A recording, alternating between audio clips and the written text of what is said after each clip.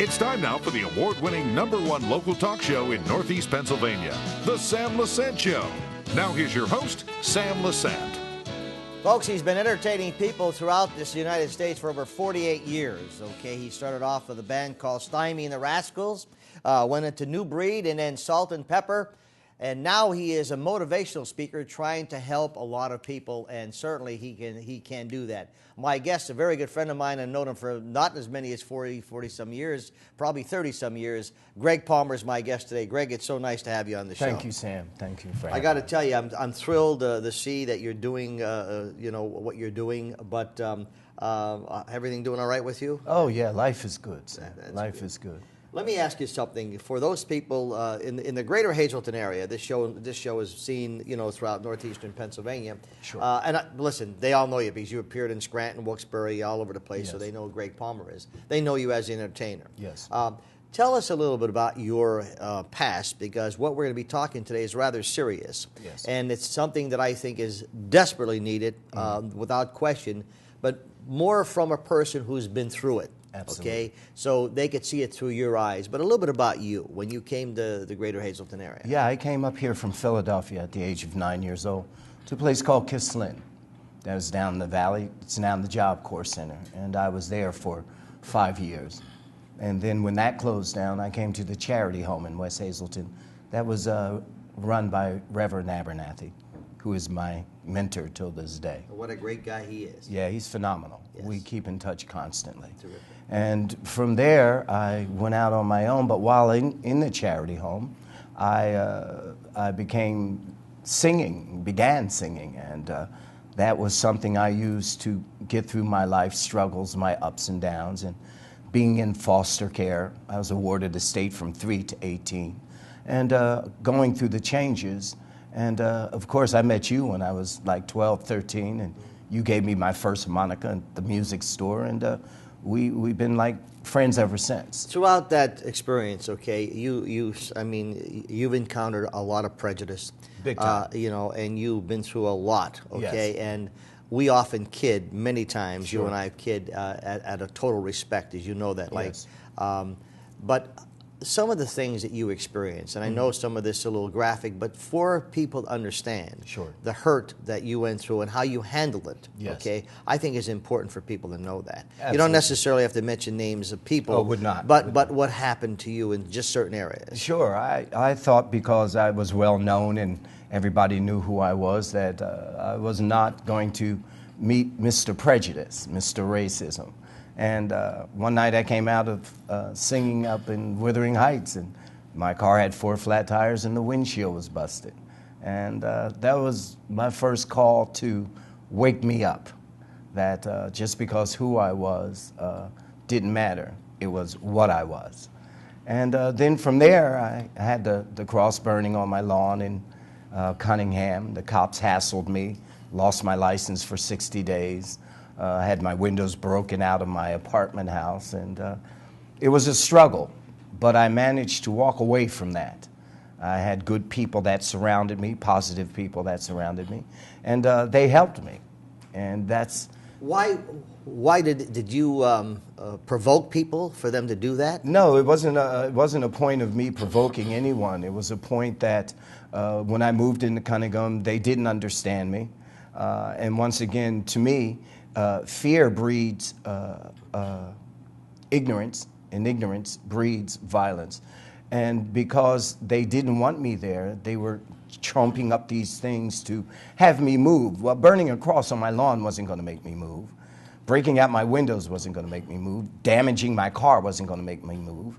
If you put your hands on me, then I have a problem. Now, that was a while ago. Oh, that was, okay. yes. That because was I have to tell you, I live in 70s. Cunningham, okay? Yes. And let me tell you, you can't find nicer Absolutely. people in that area. They are, a whole different ball game. Yes. Very, very warm people. Big time. In fact, Joe Corelli, who's a personal friend of mine, he is the mayor. Yeah. I love Joe. And so, I mean, it's unfortunate that these things, but also in Hazleton and other places you went, Yes. you experienced the same thing. Oh, absolutely. Okay. Absolutely.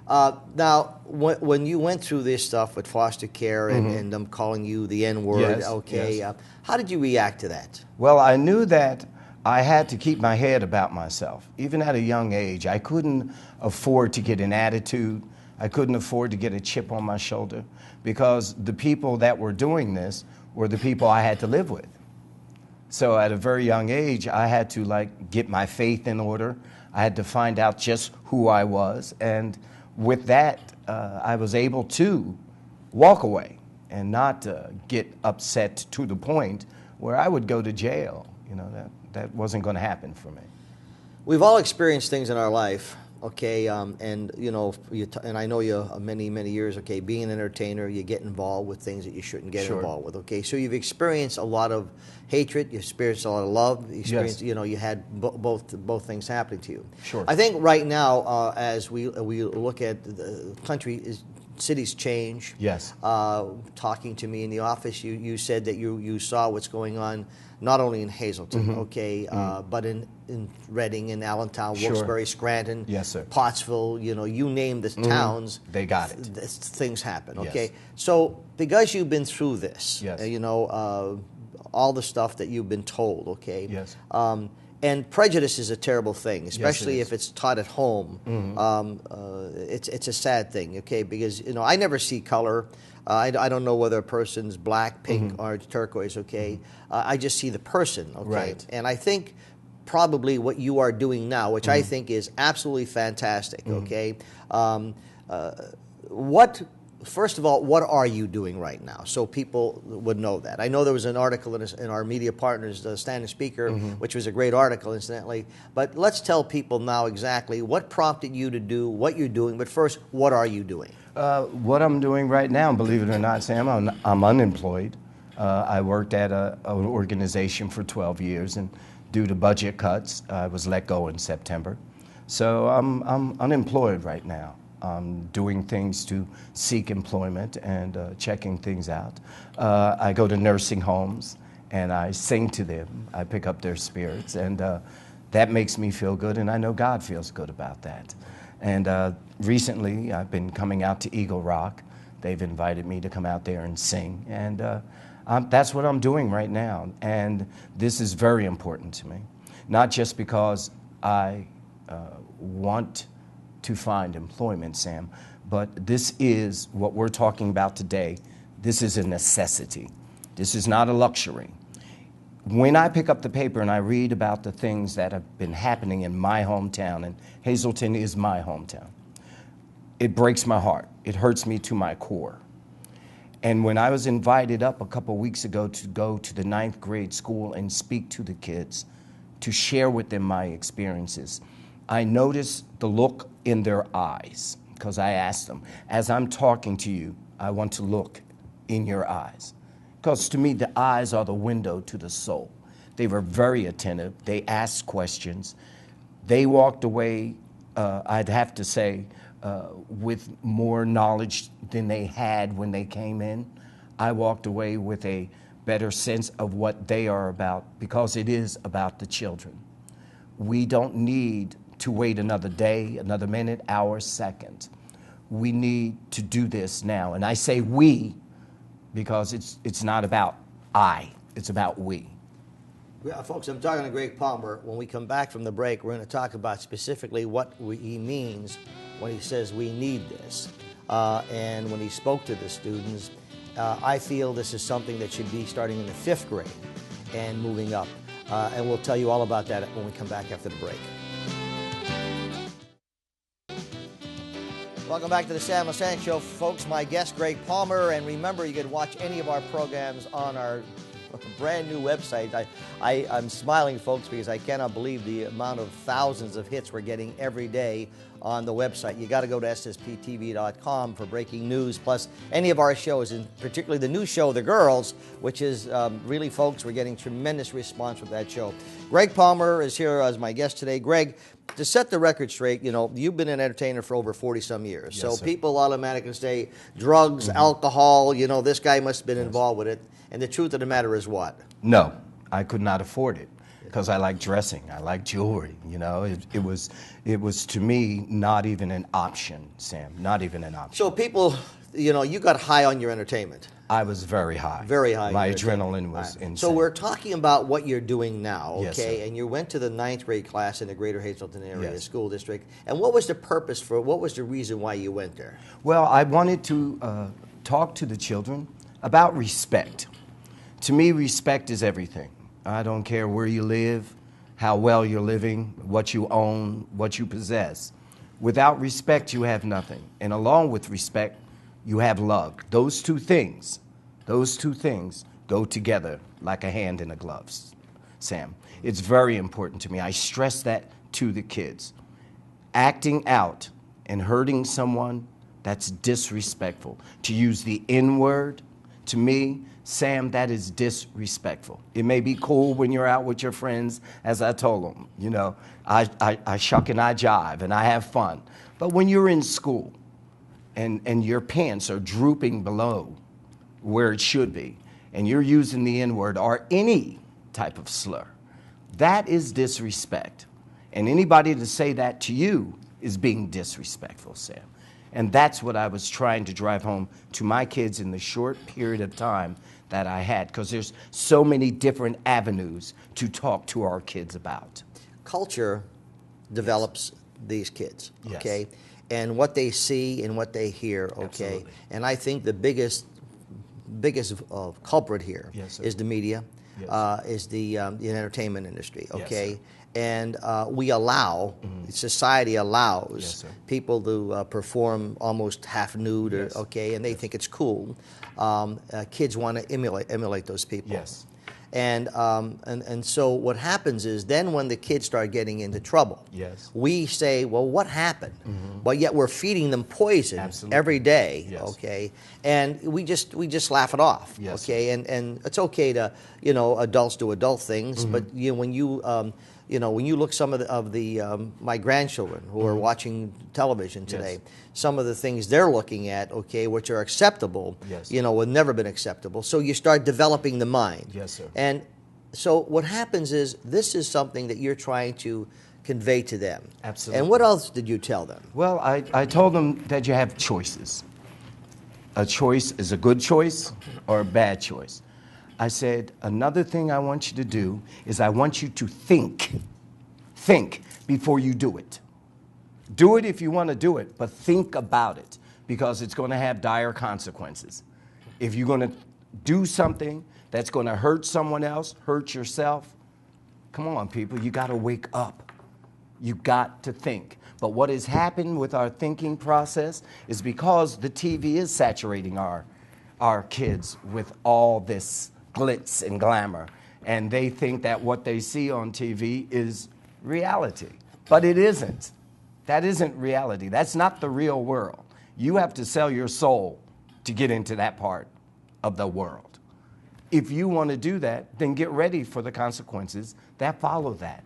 And that's what I'm trying to do, Sam. I can't say to these kids, I'm here because I want to save you. No, I'm here because I want you to be aware of my experiences. I want to share those experiences with you, and I want you to make the right choices. When you're talking to these young children and Yes. you're they're seeing you and you're flamboyant, Yes. the way you always are, Yes. and your persona is very high profile. Yes, sir.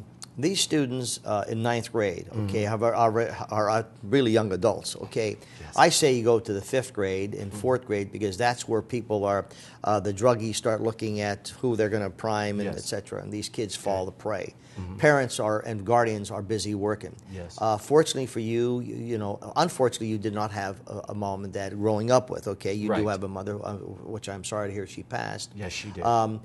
But you had Reverend Abernathy, who was Yes. like a father to you. I mean, Absolutely. this guy is fantastic. Yes. Okay, so you had support even when you fell. Someone was there to pick you up, and believe me, Reverend Anthony didn't take any. Right, but Sam, it wasn't just Reverend Abernathy who looked after me.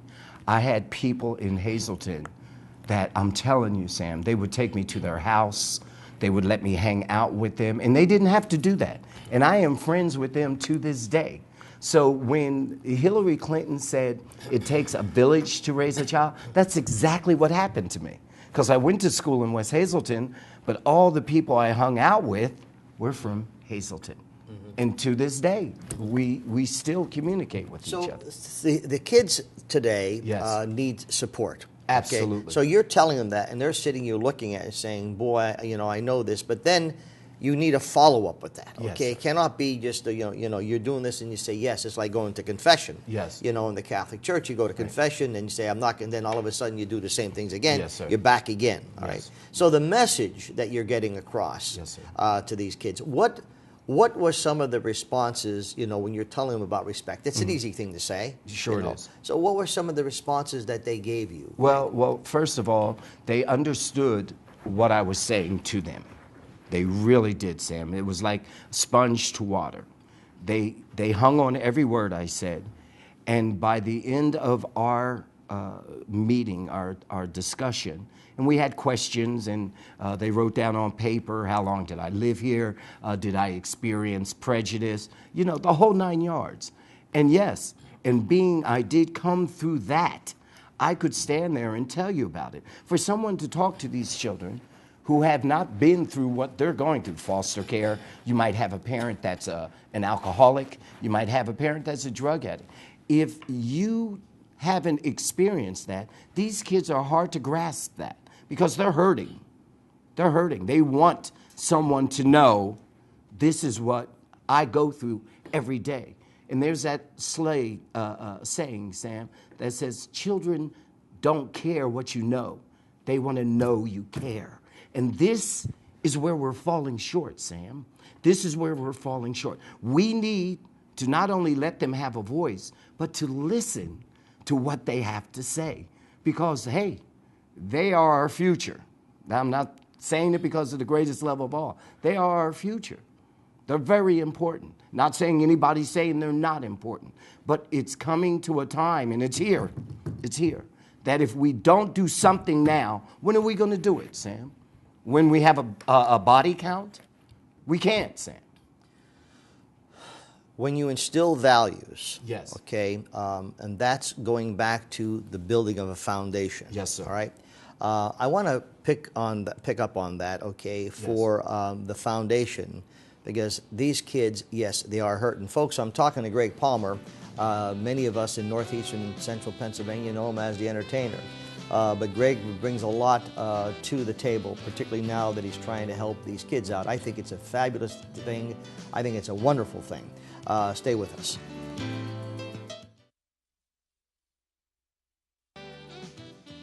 Folks, he's been entertaining for 48 years, Stymie the Rascals, New Breed, Salt and Pepper, and now still performing, but he's doing something special now, folks, which I think is extremely good for all of the areas. Greg Palmer is my guest, talking about motivation and going into schools and telling them the things that you've experienced, prejudice, etc. When we talk about values today, those are things that when you went through foster care, you went through, United Charities with Reverend Abernathy, and he is a main person of instilling values and letting you feel that you are somebody. That's the key right there, Sam. And that's so the key. how do you get that to cross? Because some people's kids may feel, well, they're not the popular kids, and then they start losing self-respect, and you need to respect yourself. Yes. And not only is that important, Sam, but before I start talking to my kids, I make them repeat this. I am somebody. I am somebody special. Because our kids got to realize that this is not a dress rehearsal. This is not a dress rehearsal, people. You either get it right or you get it wrong. And I'm not here to judge you, and I tell them this. I'm not here to change your mind. I want to give you tools to make your travel through life a little bit better, as someone has done for me, Sam. If people didn't take an interest in me, I could have wound up on the corner, Sam. I could have wound up beating up people, robbing people, doing drugs, drinking, acting a fool. But because people took interest in me and they showed me, they gave me that choice. You can either go down here or you can go down there. It's your choice, Greg.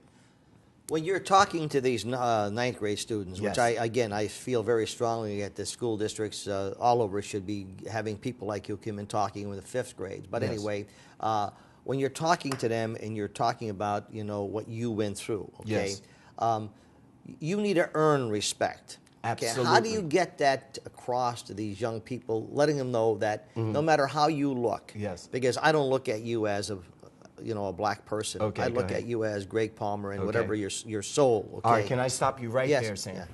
I used to tell my friends when they would say to me, Greg, when I look at you, I don't see color. And I was offended by that. And let me tell you why, Sam. Because I am a man of color. And in order to treat me, you got to know how you see me. I think that is one of the most detrimental things you can do to a child as he's growing up, to say to him or her that you aren't different, because you are different. But, with the same breath, you are somebody. You cannot look at me and see I'm not a man. You cannot look at me and see I'm not a man of color. I am. So by people saying that to me, I think to myself, well, are you denying me what I am? Don't do that. I am a man of color. Look at me and see me as I am. You cannot look at a woman and say, I don't see you as a woman.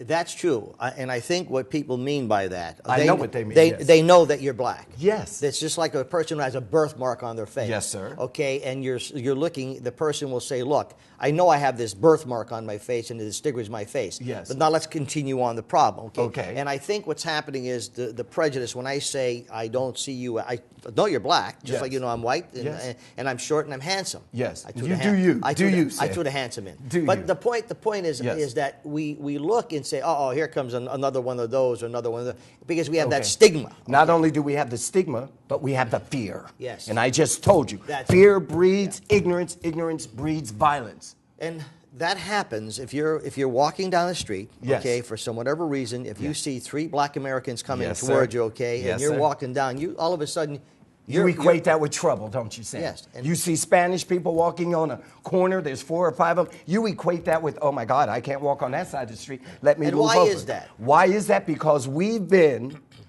boo-hooed all our lives. Don't touch this because this did that. Don't talk to this because they're all like that. But Sam, we can't continue to live and paint everybody with the same paintbrush. We can't do that. There's good and bad in everybody. Nobody is perfect, Sam.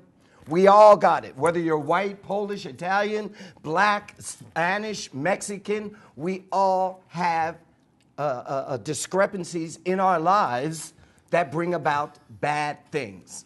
What I like about what you're doing in the schools is the fact that you're able to, exactly the way we're exchanging conversation big right time. now.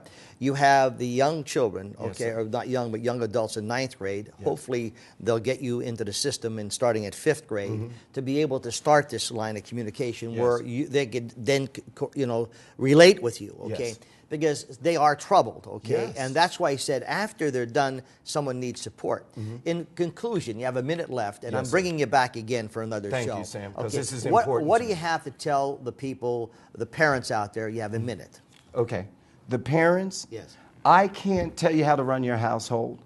I can tell you, love your children, tell your children the truth, let them know that you are there for them no matter what they do. We can't have somebody and then disown them because they're doing things you disagree with. We have to be able to have our parents accept the children and love the children, Sam. Let them know they are as important to you as you are to them. Folks, he entertained for 48 years, did not do drugs, did not do alcohol. Performed in Atlantic City, performed open acts for many, many famous people, Sammy Davis, the whole, you name it. Greg Palmer has been a person who has been trying to do a lot for society, and now he's doing it. And he's going into the school districts as a motivational speaker, as a life skill consultant, telling students they are someone. And yes, folks, we are all somebody, and maybe we could all learn a lesson from what Greg has to say. We'll see you next time.